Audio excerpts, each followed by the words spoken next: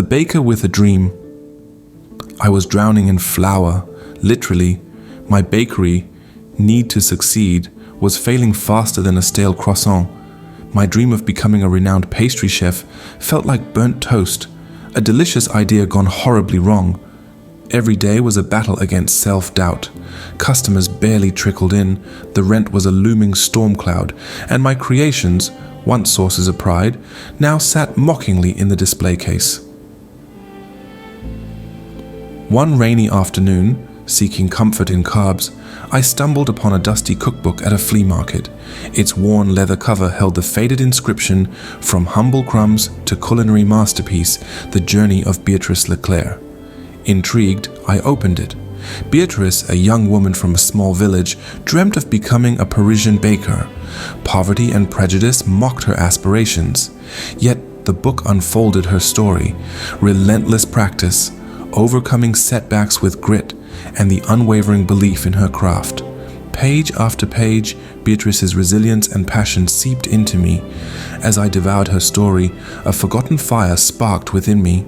It wasn't just about baking anymore, it was about the fight, the dedication, the sheer audacious belief that even a baker from a small town could conquer the culinary world. Fueled by newfound inspiration, I dusted off my recipe books. The bakery became my battlefield. I experimented with flavors, practiced techniques until my hands ached, and tested countless combinations.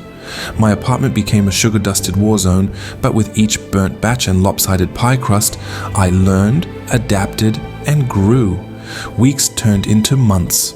Slowly, a change began. A local blogger stumbled upon my reinvented creations and wrote a glowing review. Word spread. People started lining up for my unique pastries, a fusion of my heritage and Beatrice's inspiration. My once deserted bakery echoed with the chatter of happy customers. Need to Succeed was thriving. More importantly, I was thriving. I wasn't just a baker anymore. I was a creator, an artist who poured his heart and soul into every croissant and cake. Beatrice Leclerc, from her dusty cookbook, had shown me that the road to success wasn't about instant fame, but the relentless pursuit of a dream, one delicious creation at a time. My success, however, wasn't without its challenges. As my reputation grew, so did the pressure. Invitations poured in, prestigious culinary competitions, catering events for celebrities, even a feature on a popular food show. While these opportunities were exciting, they also stretched me thin. One particularly hectic week, juggling deadlines and filming, I poured my heart into a signature cake for a renowned food critic's visit. It was a culmination of everything I'd learned. Intricate icing swirls inspired by Beatrice's Parisian dreams, a flavor combination that balanced my heritage with modern flair. But when the critic arrived, his face remained impassive during the presentation. Finally, his verdict: interesting, but lacks a certain je ne sais quoi. Devastated, I retreated to my kitchen, the room filled with the reproachful stares of half-baked pastries.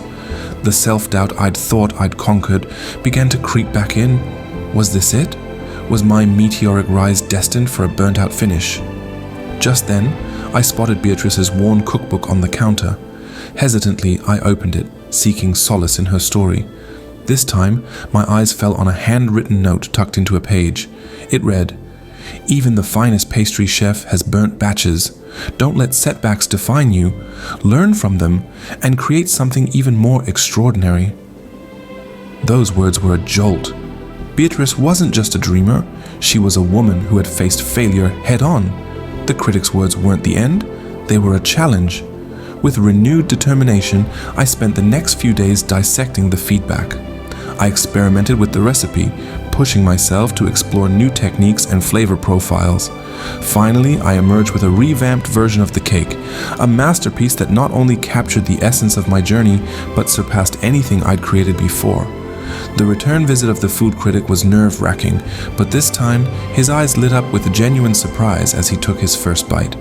"This," he declared, "is extraordinary. A perfect balance of tradition and innovation.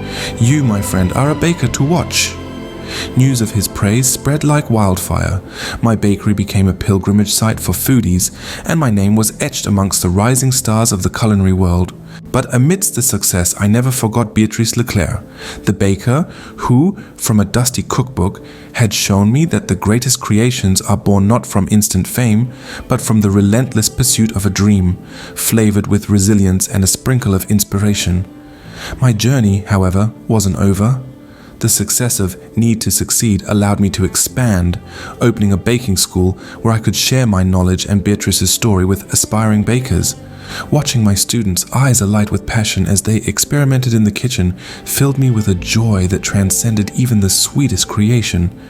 Years later, a young woman with a nervous smile walked into my bakery, clutching a worn, leather-bound book.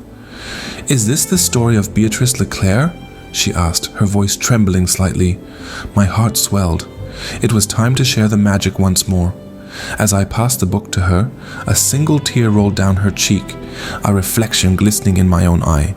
In that moment, I knew Beatrice's legacy, like the aroma of freshly baked bread, would continue to inspire bakers for generations to come.